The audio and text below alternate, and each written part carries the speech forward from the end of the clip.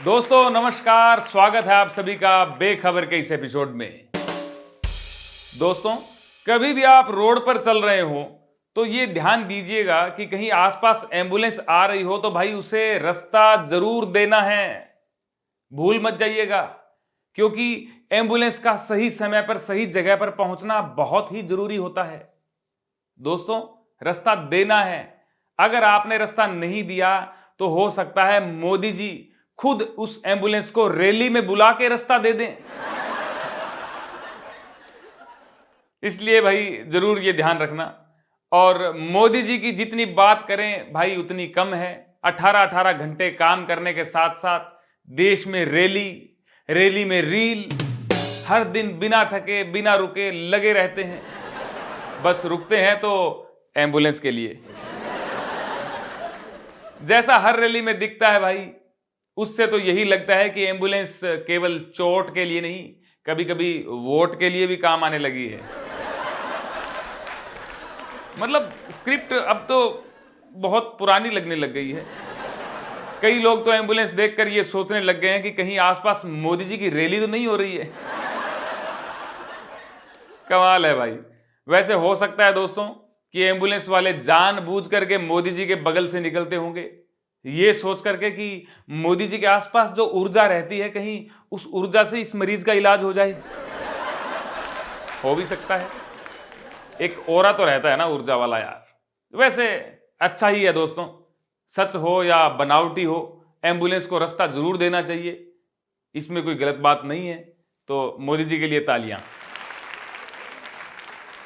दोस्तों, अगर आप में से किसी की उम्र 34 के लगभग है तो आप यूं मत समझिए कि हमारी उम्र तो बढ़ चुकी है, हम बड़े होने लग गए हैं। भाई आप 34 के हैं, इसका मतलब है आप बचपन में हैं अभी। अरे ये मैं मेरी तरफ से नहीं कह रहा हूं, मोदी जी के अकॉर्डिंग मैं आपको बता रहा हूं। मोदी जी ने कहा, मैं बचपन में जब पहली बार कोलकाता आया तो एक आकर्षण था, जरा मैं मेट्रो देखूं। भाई जब पहली मेट्रो कोलकाता में आई थी तो मोदी जी बचपन में ही थे। उम्र थी उनकी 34 साल, मात्र 34। वैसे ये हो भी सकता है दोस्तों कि 34 साल हमारे लिए ज्यादा हो, लेकिन मोदी जी का वो बचपन ही हो। क्योंकि मोदी जी ने तो खुद ने कहा है, मेरा ऐसे बायोलॉजिकल जन्म नहीं हुआ है। सपना भी मोदी जी ने 2047 का देखा है भाई। तो अब तो यूं लग रहा है कि उनकी जवानी ही चल रही है। खैर दोस्तों, आप लोग खुद को मोदी जी मत समझ लेना, हम सब बायोलॉजिकल हैं। और आपकी उम्र भाई 34 हो या ना हो, लेकिन खबर ये आ रही है कि डीजल में जरूर 35 रुपए तक बढ़ोतरी हो सकती है। पेट्रोल भी 18-20 रुपए बढ़ेगा, ऐसा दैनिक भास्कर ने बताया है। लेकिन ऐसे घबराने की कोई आवश्यकता नहीं है दोस्तों। मतलब ये सब बातें जो है आपको चिंता में डालने के लिए दिखाई जा रही हैं। आप चिंता मुक्त हो जाइए बिल्कुल, क्योंकि हमारे रक्षा मंत्री, रक्षा करने वाले श्री राजनाथ सिंह जी ने कहा है कि भारत में ना तो चुनाव के बाद पेट्रोल की कीमत बढ़ेगी, ना डीजल की बढ़ेगी, ना एलपीजी की बढ़ेगी। एलपीजी, भाई एलपीजी की कीमत की बात तो ना करें तो ही बेहतर है भाई, क्योंकि घबराहट होने लगती है। जहां सरकार से पता लगता है कि देश में कहीं भी एलपीजी की कमी नहीं है, वहां अखबार से पता लगता है कि 1 किलो एलपीजी 285 रुपए की मिल रही है, वो भी बड़ी मुश्किल से।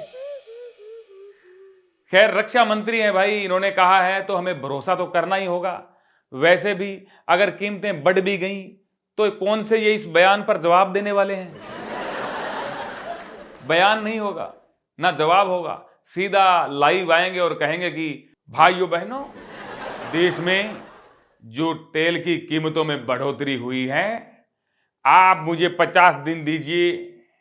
देशवासियों, मुझ पर भरोसा करके 50 दिन दीजिए, मैं आपको भरोसा दिलाता हूं 51वें दिन, 51वें दिन आपको आदत हो जाएगी। दोस्तों, अब बात करते हैं अंतर्राष्ट्रीय खबर की। अब आपको लग रहा होगा कि मैं ईरान अमेरिका युद्ध की बात करूंगा। नहीं भाई, नहीं करूंगा भाई, क्योंकि ट्रंप के जैसे बयान आ रहे हैं भाई, मैंने तो बात करना ही बंद कर दिया है। मेरी छोड़िए दोस्तों, ट्रंप के जैसे बयान आ रहे हैं, ईरान ने खुद ने बात करना बंद कर दिया है।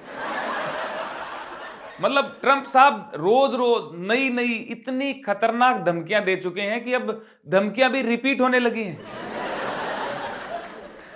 और ऊपर से पाकिस्तान का करवाया हुआ समझौता मानो चाइना का माल निकला, एक दिन भी नहीं टिका।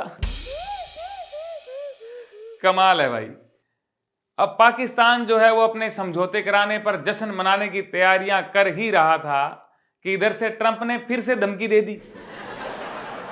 पता लगा कि वो सीज फायर का कोई लेना देना नहीं है, ट्रंप को धमकी देने की आदत लग चुकी है। एक धमकी सुबह आएगी, एक शाम को आएगी, और वो आएगी ही आएगी। पहले शांति समझौता कराते थे, अब धमकियां दे रही हैं सुबह शाम।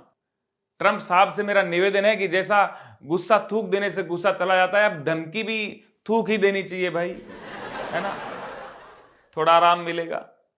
थूकने से मुझे याद आया कि अंतर्राष्ट्रीय लेवल पर कुछ लोग गुटखा खाकर भारत की इज्जत पर थूक रहे हैं।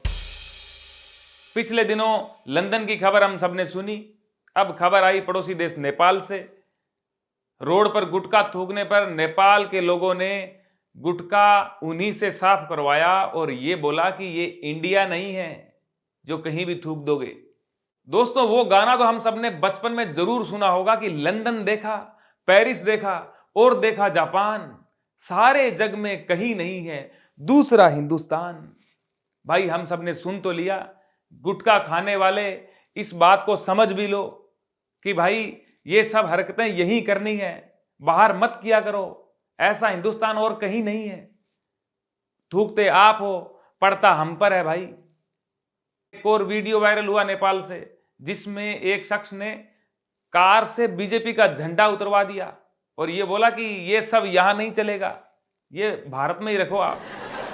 भाई हाथ जोड़ के निवेदन है इन लोगों से कि जहां भी जाओ ये गुटखा, पार्टी का पटका, ये सब भारत में छोड़ के जाया करो यार। मतलब करते आप हो, शर्म हमें आती है। ध्यान रखना दोस्तों, आप लोग में से कोई अगर ऐसा हो। आज के एपिसोड में बस इतना ही। आप इन लोगों के बारे में जरूर राय अपनी कमेंट में दीजिएगा, मैं जरूर पढ़ूंगा। और ये वीडियो अच्छा लगा हो तो शेयर जरूर कीजिएगा। चैनल को ज्वाइन भी कर सकते हो, ज्वाइन कर लेना, सब्सक्राइब तो कर ही लेना। और लाइव शो मैं लेकर के आ रहा हूँ 18 अप्रैल को गुड़गांव में, तो अगर आप हो तो जरूर बुक माई शो से टिकट लेकर के देखने आइएगा। मिलते हैं दोस्तों अगले एपिसोड में। बहुत बहुत धन्यवाद, थैंक यू।